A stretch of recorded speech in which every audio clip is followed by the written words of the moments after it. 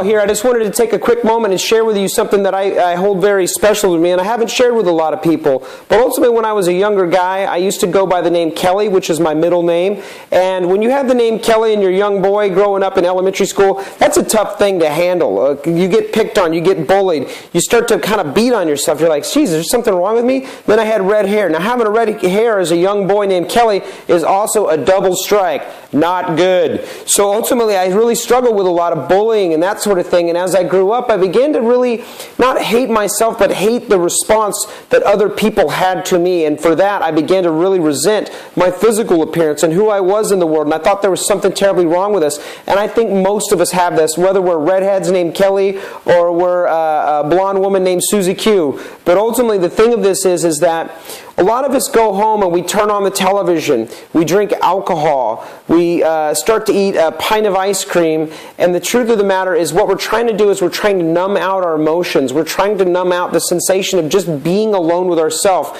We've got to have something constantly going in the background to keep our mind preoccupied and busy, so we're not able just to sit with some of the feelings that we have of sadness or hunger or pain or sorrow. And ultimately, what my suggestion is to you is to allow yourself to get quiet and do so.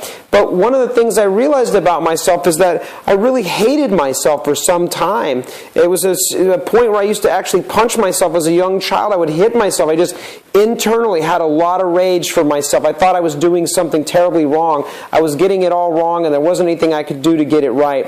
And so one of the things I came across was begin to ask your inner child or self, show me how it is that I am supposed to love myself. Because if you say, self, inner Kelly, I want you to know I just love you, and I want you to forgive yourself, and it's okay, and your inner self is going to say, shut up, buddy.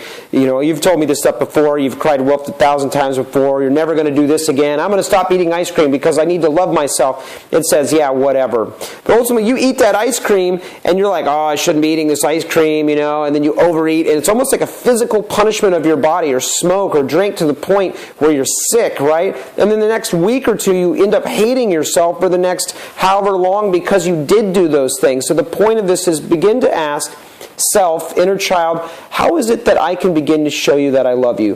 What is something that I can do to begin to show you that I really do want to heal this inner relationship with you on a profound level? And if you have really a difficult time experiencing that, imagine holding yourself as a child or holding yourself as a baby. A lot of times people have such anger, like I shouldn't have cheated on my wife, or I shouldn't have beat up that young child, or whatever your story, your transgression in your life. And believe me, we all have them.